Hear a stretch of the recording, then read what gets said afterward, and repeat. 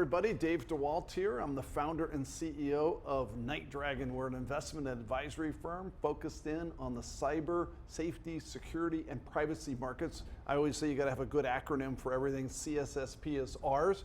Today we're coming to you live from NASDAQ's market site, and we have an opportunity to do a live version of NightVision here with 10 special guests.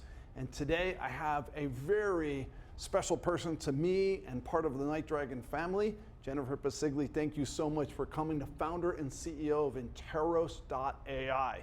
Interos.ai is one of the more important companies, in my opinion, in the world today, especially one that's using AI as well as solving one of the bigger problems. So 30 seconds, what we see happening in the world, most of you have probably heard me say this, is a lot of balkanization, decoupling, de-risking, multipolar world brought on by a lot of the conflict and pandemic activity that's been occurring in the world. And what is one of the biggest security problems we're seeing? Supply chain. How does supply chain risk, third-party risk management begin to affect governments, corporations, almost everyone in the world? And how do we understand that supply chain, not just from one supplier, but suppliers, suppliers, suppliers? Jennifer, thank you for coming on the show. Thank you so much. As one of the preeminent experts in supply chain, talk a little bit just for a second about your vision of Interos, kind of what Interos does for a minute, just so people understand it for a second. Sure. So one, thanks for having me. Super excited to be here in New York with you. And so what Interos does is we ingest massive amounts of data and we map and monitor global supply chains. To date, at speed and at scale, we are mapping and monitoring north of 400 million businesses around the world. And that's pretty impressive. 400 million businesses. Exactly. And with those 400 million businesses, north of 11 billion transactions and relationships dynamically mapped and monitored between them, which is the real important piece. And when you think of the fractioning of the global supply chain that you just mentioned, the biggest unknown that we all need to get ahead is the visibility. We need that multi-tiered visibility so that we can start preempting disruption. Year over year, Department of Commerce has published that the global economy has taken a $3 trillion hit because of interruptions to the global supply chain, and our businesses around the world and the kitchen table conversations that go with them just cannot continue at that pace. So the idea of creating visibility to the entire supply chain, then monitoring that supply chain, supply chain, and then looking at ways to do mitigation and detection against that risk that might occur as well, and doing that very dynamically. I think that's exactly right. So I think back to your alliteration, we think about visibility, we think about materiality. What does it mean to me as a business? That global supply chain, that 400 million businesses around the world, what do I need to do with it? Which takes me to that last piece, which is the actionability of data. And if you look at what the Biden administration just put out, a lot of it was healing supply chain, a lot of it was alternative sourcing and healing of the supply chain. The last piece of it was really sharing of data and collaboration. And that's really what's going to win the day. Interos monitors a number of risks related to the supply chain. Maybe talk a little bit about the different areas of financial and operational, ESG, cyber, some of the things that you look at as well. Well, and I really think back to your point a few minutes ago, third-party risk has really been redefined as we come out of this pandemic world, right? And the geopolitical concerns that we're also very concerned with. And so we look across 6 different major categories of risk. And the whole idea of those 6 categories is to make it simple.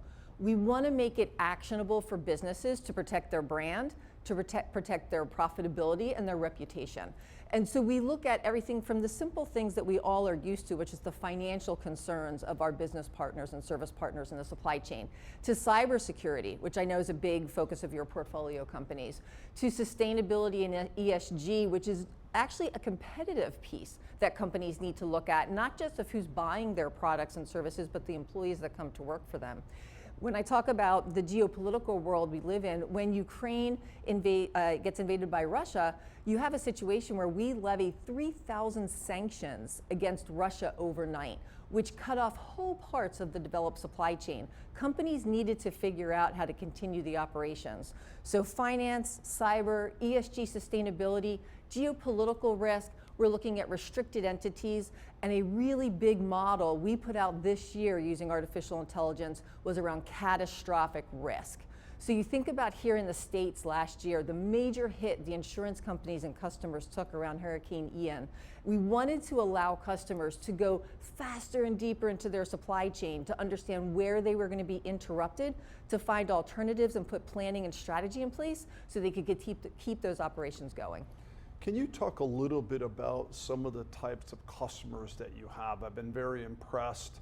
And as you know, with NightDragon, we love this concept of partnering with the government, selling to the government, and working with the government in a way that could influence other industries, critical infrastructures as well. You've done that better than just about anybody I know. So maybe talk about your strategy there and a couple examples as best as you can. Yeah, absolutely. So obviously the US federal government, we have the first and only Navy-wide contract where they're actually sharing supply chain visibility and materiality across the programs, which is really important. And it's important from a national defense standpoint. It's also important from a global competitive aspect.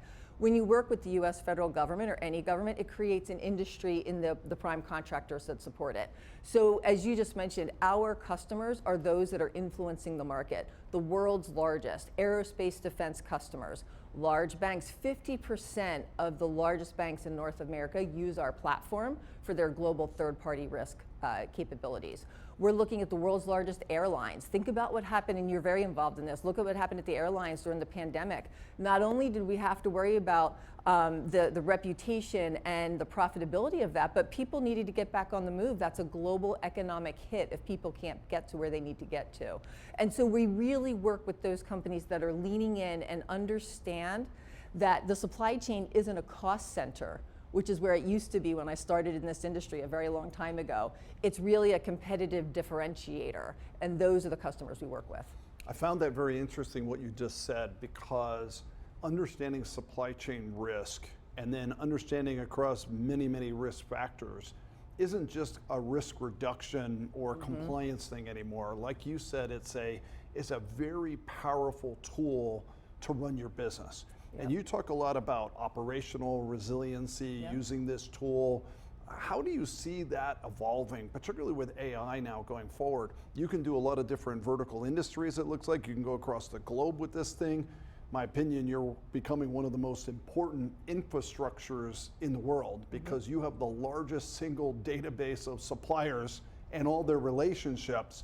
What an incredible piece of IP. Right. Where do you go with Interos from here? So it's really about that actionability piece. It's been really interesting, Dave, in that over the last 4 to 5 years, we thought we were going to have to educate and bring customers with us. The pandemic really did it for us. Coming out, customers are realizing the supply chain is a competitive differentiator for them.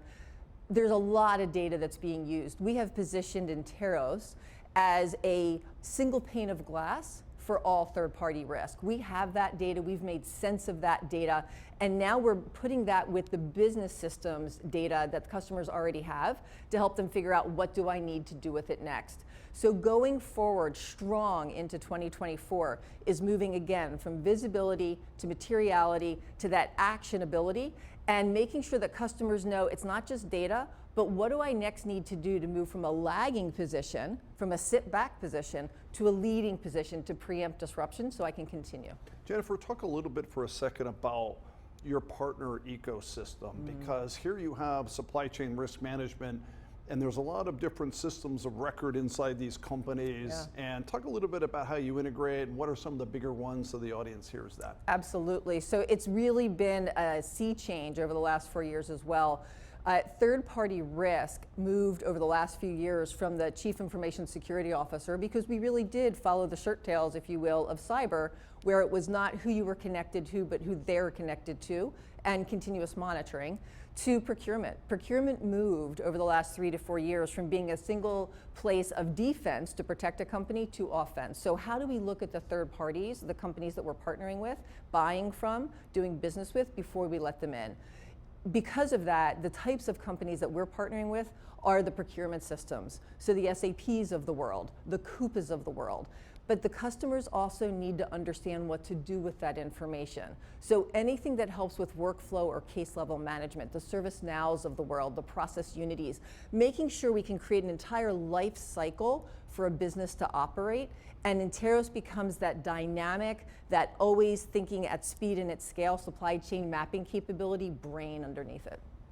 I love doing an interview with a person who has as much energy as I do, so I love you, Jennifer. One more question for you as we wrap up.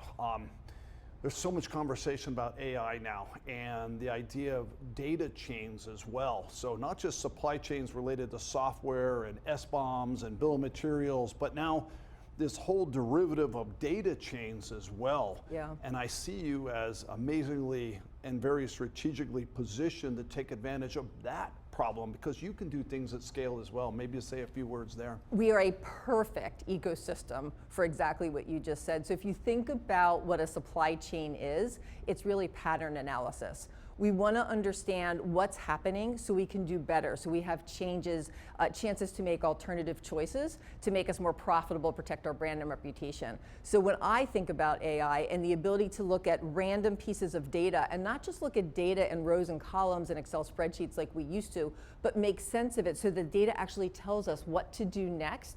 You still don't lose the humans in the loop though. You gotta have a human making business decisions. But can I get to that faster? That's really where we're leading the charge.